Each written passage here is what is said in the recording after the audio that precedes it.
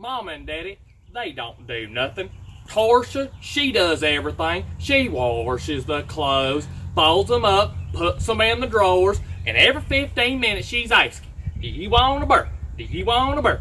Do you want a burp? It's just like I told Daddy the other day.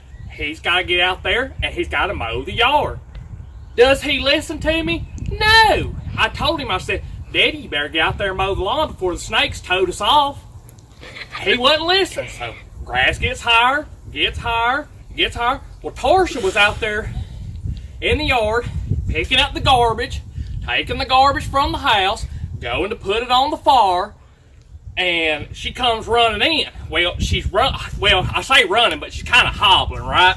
Well, she gets in there, she's hobbling, blood everywhere. I say, Torsia, what happened? And she said, well, I got hurt. And I said, well, no joke, Einstein.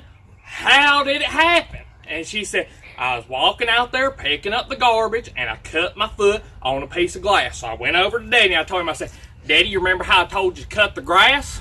And he said, yeah. And I said, well, Torsia was walking out there and she cut her foot on a piece of glass.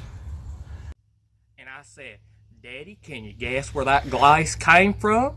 And he said, no. And I said, well, it was one of your burr bottles that was out there in the yard that got broke.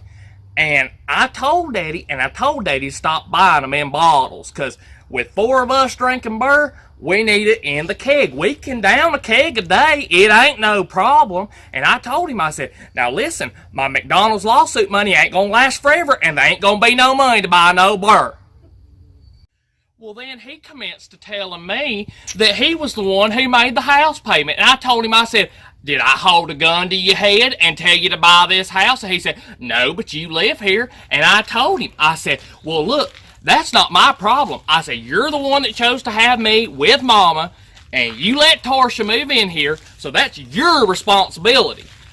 And so he commenced to telling me, no, I can't do this, I can't do that. Well, I finally just got mad at him. And I said, well, I'm going to go out there and I'm going to burn the garbage.